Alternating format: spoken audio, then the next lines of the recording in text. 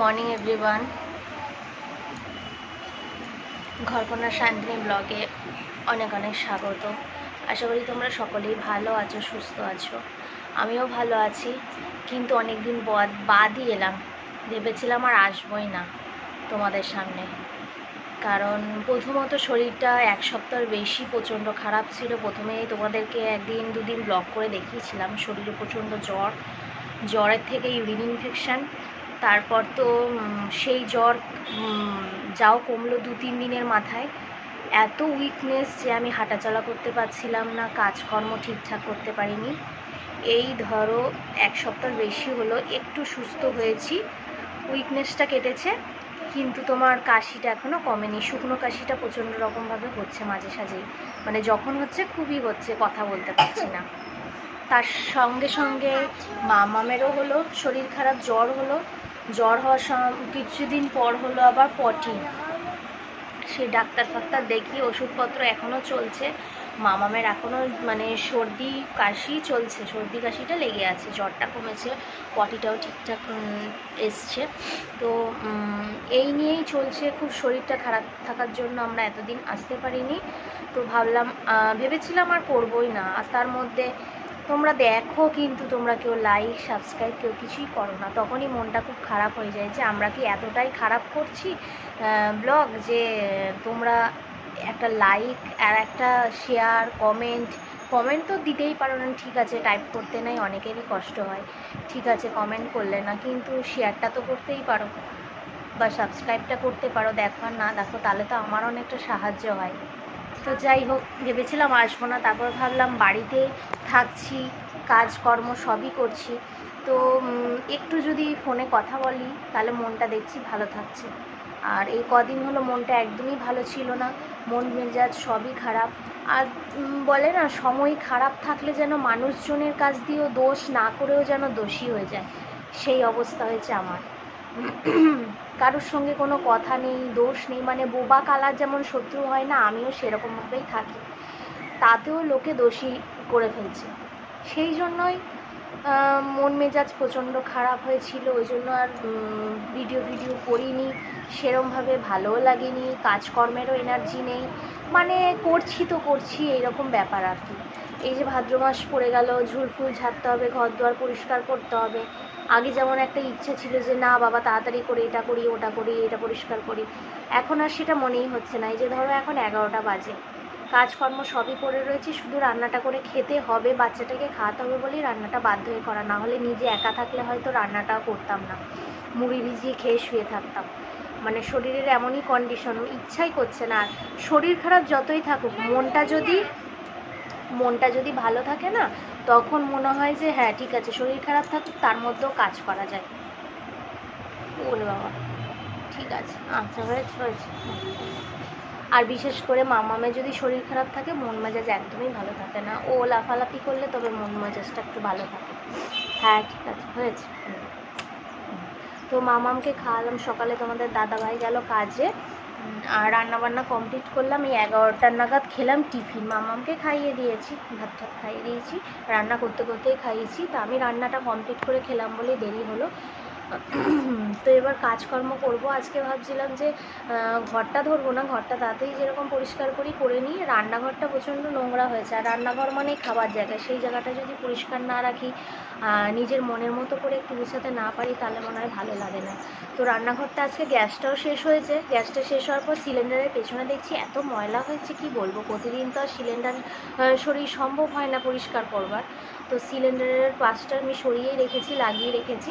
তো ওইগুলো সব পরিষ্কার করব, গ্যাসের তলাফলা পরিষ্কার করব। মানে ইচ্ছা হচ্ছে করি, আবার মনে হচ্ছে দূর থাক আর আজকে করব না, এইরকম একটা ব্যাপার। তো তবু করতে হবে, না পারলেও ইচ্ছা করলেও জোর করে করতে হবে। তো চলো, আজকের ব্লগটা আজ থেকে শুরু করলাম আবার আমরা। তো দেখতে থেকেও, ভালো লাগলে শেয়ার করো, লাইক কমেন্ট অবশ্যই করো। হ্যাঁ রে, এত ভালোবাসা বাবা, নিতে পারছি না। হ্যাঁ হয়েছে। আর কাজকর্ম বলতে কিছুই তো হয়নি, তোমাদেরকে বললাম। আর ওয়েদারের অবস্থা, ওয়েদারটা খুবই কটকটে, রোদ উঠেছে সকাল থেকেই, গরমও প্রচণ্ড, ভাদ্র মাসের গরম, বুঝতেই পারছো। আর দেখো মুখটাকে এত পরিষ্কার লাগছে, দেখে ফর্সা লাগছে মোবাইলে নাকি জানি না। হ্যাঁ, মুখে ওই রোদের জানলার দিকের আলোটা পড়েছে তো ভাবছি মুখটা এত সুন্দর হয়ে গেল, এত ফর্সা হয়ে গেল, কিন্তু আদৌ কিন্তু আমি এতটাও ফর্সা নই, নর্মাল অবস্থায় একদমই কালো। আর আমার ফোনে কিন্তু আমি এডিট করি কিন্তু তোমার এই মুখের কোনো কালার আমি করি না, চেঞ্জ করি না। এটা জানলা দিয়ে যেই রোদটা এসছে, রোদের আলোটা এসছে, সেই আলোর ছটাতে মুখটা এতটা পরিষ্কার লাগছে। সেটাই ভাবছি, মুখটাকে দেখছি আর সবসময় ভাবছি যে এইরকমই যদি আমার মুখটা এরকম ফর্সা গ্ল্যামার থাকতো খুব ভালো হতো। তো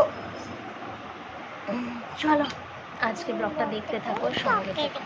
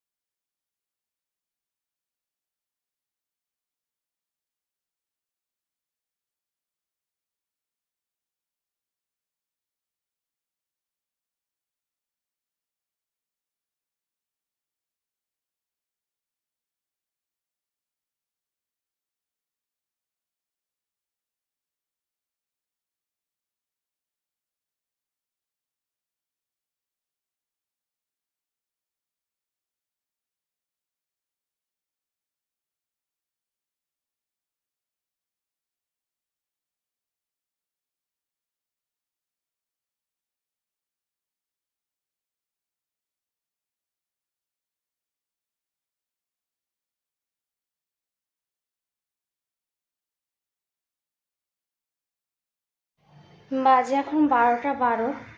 তো আমি অর্ধেক এই যে ওপর ঠোপরগুলো ঝুল ঝাড়লাম, দেয়াল টেয়ালগুলো ঝাড়লাম, আর ওপরটা ওলট পালট ছিল সেগুলো বাঙ্কারেরগুলো গুছালাম। আর ফ্রিজের পেছনে যে কৌটো কাউটাগুলো ছিল সেগুলো সব এখানে মুছে মাছে রাখলাম।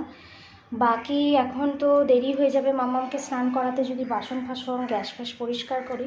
তাই ভাবলাম মাম্মাম আর আমি স্নানটা করে আসি, ঘর দোয়ারগুলো মুছে বিকালবেলাতে বাকি এই কটা এগুলো মেজে এগুলো এই দিকটা ধুয়ে পরিষ্কার করব।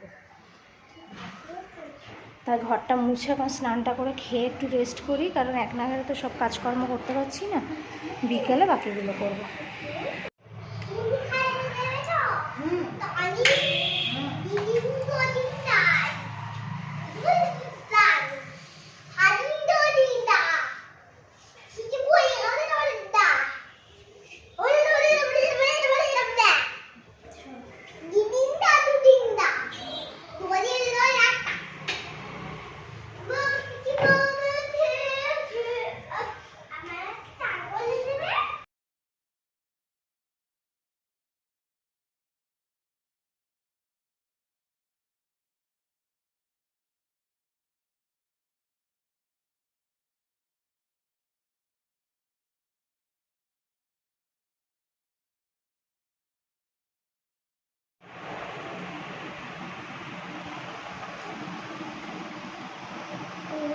মামামের আমার স্নান হয়েছে,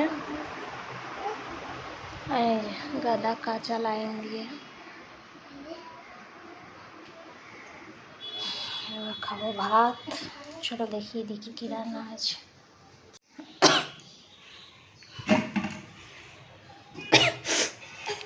ডাল, পটল ভাজা,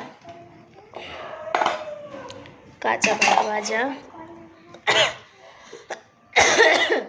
আর এই যে এটা হচ্ছে লোটে মাছের বড়া। কাশি শুরু হলে আর থাকছে না, এত কষ্ট হচ্ছে।